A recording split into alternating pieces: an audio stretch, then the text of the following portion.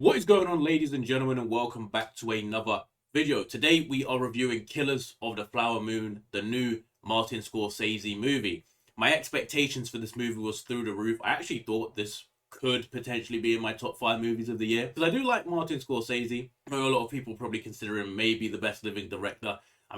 Goodfellas is one of my favorite movies of all time. I like Wolf of Wall Street, it's a good movie. The Irishman I like. I watched Shutter Island recently, which is really good. With someone who's got like a resume of movies like that, plus Leonardo DiCaprio's in the movie, Robert De Niro's got a lot of top tier actors. He kind of has a Wes Anderson thing, or maybe it's him who started it, working with a very specific group of actors. I mean, it's not as specific as Wes Anderson, who kind of just works with the same people over and over again. But with all that said, I thought this could be a very good movie. It could be a classic. Unfortunately, in my opinion, I mean, I've seen a lot of the reviews. A lot of people really like the movie. For me, it's just not quite there. Like, it doesn't hit the heights of The Irishman, personally. I think The Irishman is better. The main problem is this movie is way, way, way too long, bro. It might sound hypocritical, the fact that I said I like The Irishman, and the fact that I said Oppenheimer, another 3-hour movie, is the best movie of the year. But the difference between those movies is Oppenheimer is a 3-hour movie that feels like a 2.5-hour movie, whereas this is a 3.5-hour movie which feels like a 4-hour movie. Oppenheimer is done so well throughout. Every single second is there for a reason.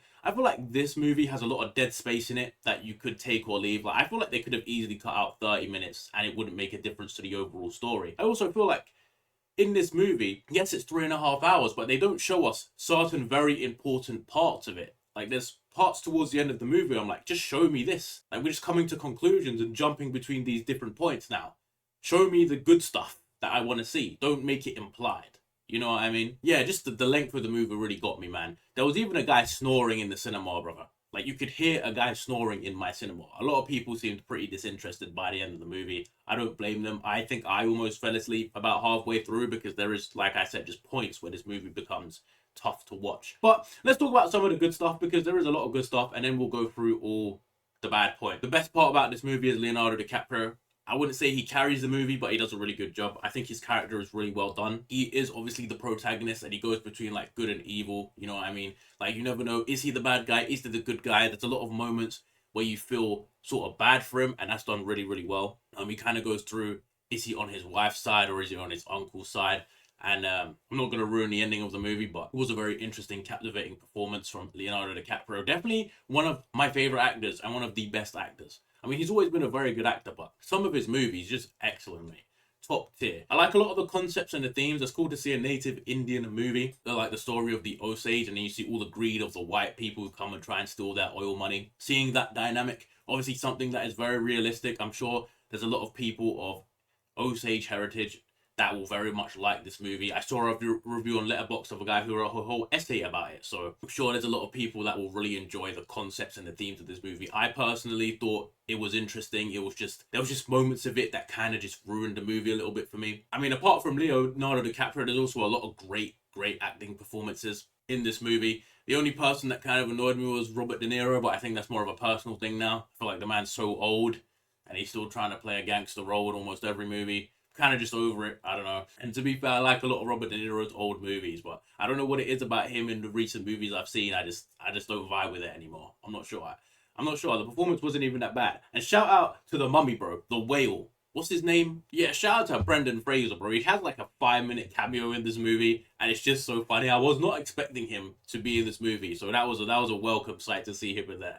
Man, I think he's just one of those actors that a lot of people just like. And yeah, shout out to him. Hopefully he's in some more movies. Let's talk about some of the bad things about this movie. As mentioned previously, the length of this movie is too long, especially for a theatrical release. Now, like I said earlier, yes, I really like The Irishman, but The Irishman was a Netflix original movie, which I could sit in the comfort of my own home and watch this movie. The 3.5 hours it was, I could sit in the comfort of my own home. I could watch it in chunks if I want to. I could pause it when I want to. There's a break. I can go get a drink. I can go to the bathroom without missing anything. In the cinema, this was rough.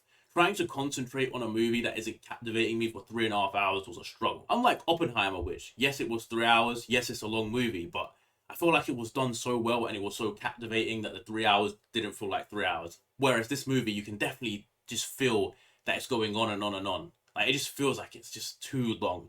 I feel like they could have definitely cut out certain pieces of this movie and it wouldn't make any difference. I did write here it wants to be Oppenheimer so bad. I mean, that's maybe not quite correct, but you know, You get what I mean. Maybe they need to start introducing some kind of intermission in the middle of long movies like they do with like the Bollywood movies. Like I watched I think it was a Bollywood movie earlier this year called The Jailer, and they have an intermission right in the middle of it. And the movie is quite long, and it was actually quite a welcome little break. Like you can stretch your legs, go get some food, or go to the bathroom if you need to. I kind of like that. Maybe they need to do that with some of the long movies. And I feel like if this movie did come out as a streaming release, I probably would have a bit more. I think the length maybe wouldn't have bothered me as much, but still, then when you're sitting at home and you want to watch a movie, you don't go, "Oh, the 3.5 hour movie is the one I want to watch." And I think we're kind of trending away from long movies. Like I think the sweet spot is somewhere between an hour and 30 minutes and 3 hours. Once you start going over that, it starts getting too long and convoluted. Once you go under that, there's just not enough time to do anything meaningful. Talking about the story, there is a lot of characters that you have to try and follow, and it can get a bit confusing who is who and what the point is. And sometimes it moves really quickly, and sometimes it moves extremely slowly. And it's just, it feels like they cut out certain bits that should have been in there, like certain important scenes, like towards the end, like there's a court scene, and it cuts out just a big bit of the middle where I was like, maybe we want to know what happened. You know what I mean? Maybe you could have shown that on camera rather than just implying what happened and making it ambiguous. Like that shit was kind of confusing. It just felt like they missed out a lot of bits that should have been in there, especially towards the end of the movie. And the final thing I want to talk about is the kind of Wes Anderson vibes this movie has, bro. Like towards the end, this might be a bit of a spoiler, so if you don't want to hear it, skip, 30 seconds into the video. At the end of the video, obviously it's a true crime story, and they're kind of doing it as a narration, kind of like I said, Wes Anderson-esque. They're narrating it. And it's Martin Scorsese decides to do some of the narration himself, maybe wants to appear on a big screen these days. That to me kind of took away some of the effect of the movie, where it's like, yeah, it feels like it's an actual story, and now you're just kind of you're telling me it's some kind of play almost. I'm not a biggest fan of this narration type of movie or technique they use. I mean, obviously it wasn't throughout the whole movie. They let the movie play, and then the last 5 minutes is that. But yeah, I also had a cramp in my fucking leg in this movie, and that's not important. Overall, what would I rate this movie? On Letterboxd, I gave it a 3.5 out of 5. It's probably, a 7.5 out of 10. I feel like if I ever do have the patience to sit down and rewatch this, it will definitely have to be at home, at my own leisure, probably in chunks. You know what I mean? My attention for 3.5 hours. Boy, I just don't have it in me anymore, I'm telling you. But yeah, overall, I'd give it a solid, 7 to 7.5 out of 10. It's a good movie. If you like this style of movie and you like Scorsese movies, I'm sure you'll very much enjoy it. I'm sure you'll be like, wow, this is a great movie. You're crazy. It's one of my favorite movies of the year. Personally, for me, it just didn't quite live up to the hype I wanted it to. Still a good movie, just I had higher expectations based on what I'd read and what I'd seen. But yeah, ladies and gentlemen, that is all I've got for you today. I'll see you all in the next one.